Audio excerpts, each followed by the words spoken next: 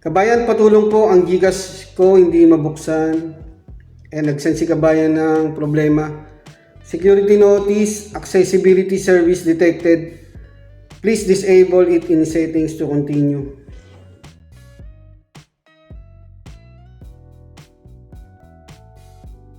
Yo, what's up mga kabayan? Ayan, may ayusin po tayo sa GCash. Ito yung sinenda problema ni kabayan. Security notice, accessibility service detected. Please disable it in settings to continue. And pagka naka-encounter kayo ng ganitong problema, meron po kayong na-enable dyan sa accessibility settings nyo.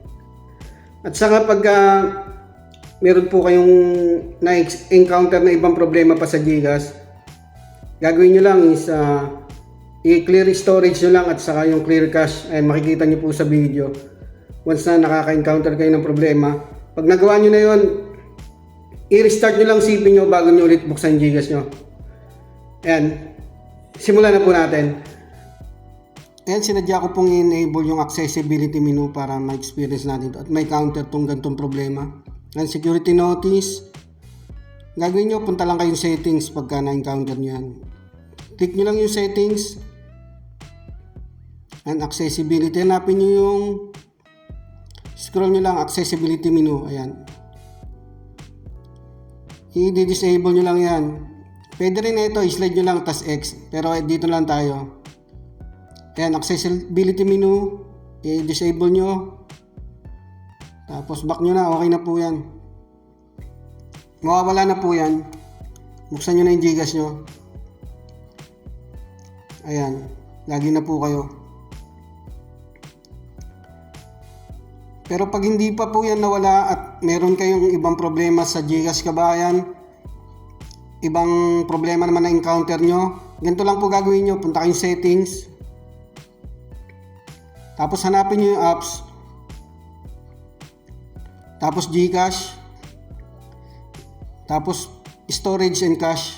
Ito, i-clear nyo po yan. Click nyo yung clear storage, delete.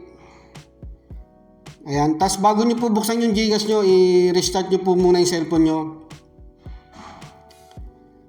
Tapos once na restart nyo na, open nyo na yung GCash. Panibago ulit yan para ulit kayong nag-register or nag-install. Allow nyo lang lahat yan. Yan, allow nyo lang. Tapos mobile number nyo, country code, nasa unahan yung Philippines. Lagay nyo na yung mobile number nyo. Tapos next. Magsisend ng OTP yung GCash.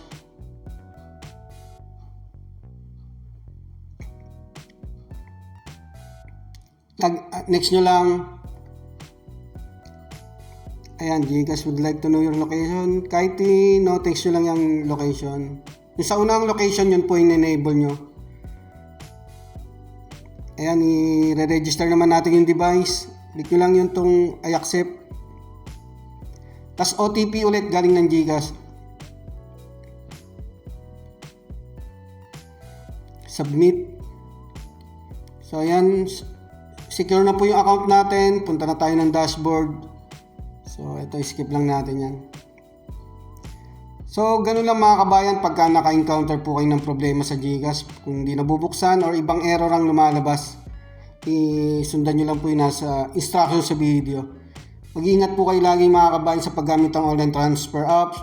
Yung OTP wag nyo pong bibigay kahit kanino at syempre yung personal at bank details nyo po. Maraming po salamat.